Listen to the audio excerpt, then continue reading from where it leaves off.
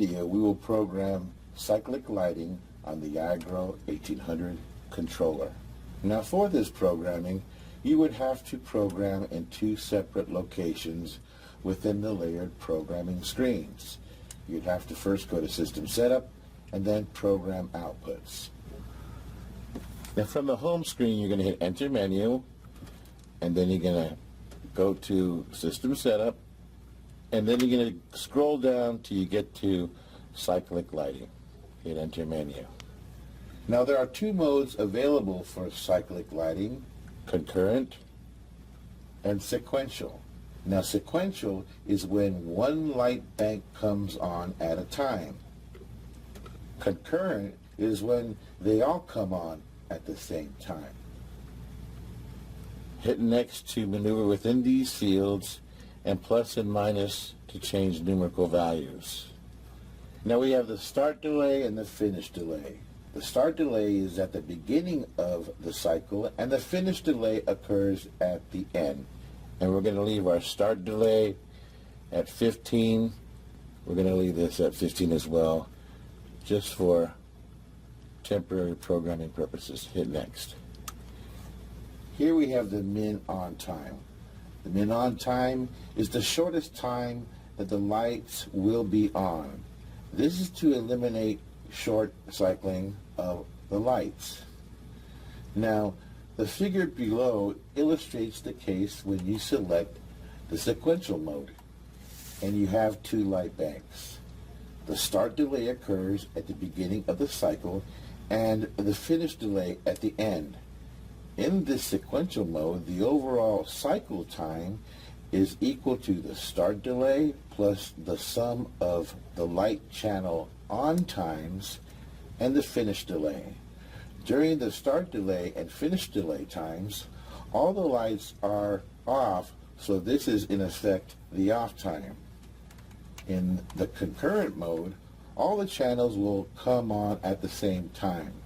Typically, the start delay will be set to 0 and the finish delay will become the off time. Now concurrent time or active time only applies in concurrent mode, which is the total time of all cyclic lights to be on at most. If this is set to 0, it will derive the active time to be the max on time of all cyclic lights.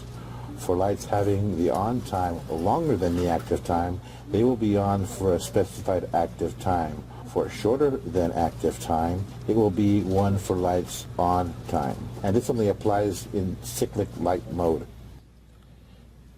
Once finished, simply hit back to save your changes.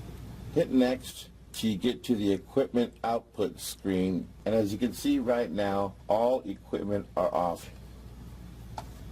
Now from the Lincoln view, you'd have to go into zone settings first and into the configuration tab, and then once in the configuration you would choose the lighting option on the left column. And here is where you would set your cyclic settings. You would choose your mode, your start delay, your finish delay, and so forth. To change parameters, click the box and choose the time, or simply enter time values by simply typing in numerical values. And to program your equipment, once your values have been set, you would simply double click on the output and choose the equipment type to be light, and you would make the mode cyclic, and then you would input your start time, your end time, and your on duration time. With lighting, you also have overrides for humidity, and you also have a timed override. But once you have set your parameters, all you have to do now is just simply update. And from the Lincoln view, momentarily you will see our first 3 outputs turn on. We might have to refresh our list, and there you go. All 3 outputs are in fact on. And if we go back to the controller view, our 1, 2, and 3 HID are in fact on, illuminating light on our plant's within our greenhouse. And that's our video of setting up cyclic lighting, the iGrow1800